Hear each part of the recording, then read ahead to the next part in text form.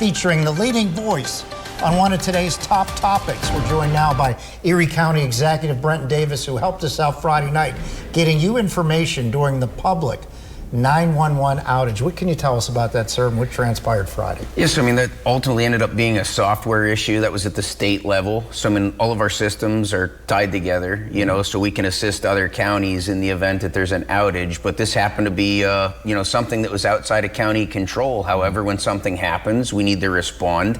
And, you know, we have many different pre-planned responses. I mean, we have 70 pages of pre-planned responses in our emergency operations plan. We have another about 600 in our hazard mitigation plan. So, I mean, anything that can and will go wrong, you know, it's Murphy's Law in the military. You got to plan for it. Right. And this was an example of what can go wrong and did go wrong, that we had to pivot and cover down and provide those services. Now, how much of a challenge can that be, sort of having to deal with state government as well when a problem like this happens on the state level?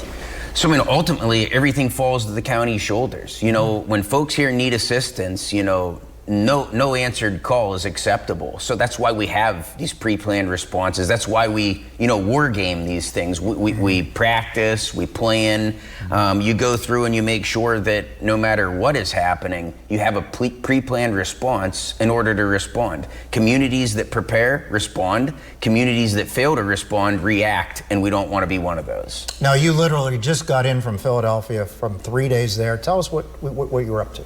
So we had the national conference. That's the National Association of Counties. We went down there and officially accepted our award for Our Neighbor's Place for the work with the homeless. You know, for the first time, no individual in Erie County had to sleep on the streets by choice, and we didn't have a single cold weather death this year. So, you know, it was our folks with Yuma, our church volunteers, and all these folks together that made this possible. So we went down there. You know, obviously the outage happened, and all the commissioners and the two other executives that were there, we all kind of found our corners in the conference center and, you know, dealt with things at home with our teams. But luckily it went off without a hitch. You know, we're prepared for these things, and you know, all in all, it happened with very minimal disruption. And you said it was very important as well, sort of getting that information to the media so we can disseminate it further along to the public. You know, it's great to have partners like the media, the different news stations, the radio stations, social media. You know, it also shows the importance of having a public information officer at the county. You know, we're currently lacking 2 of those. Those have been cut from the budget by council.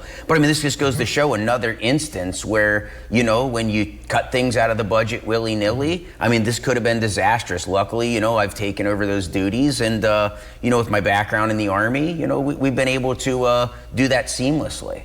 We thank you so much for taking time out and stopping by today. Thanks for having me. Good to see you.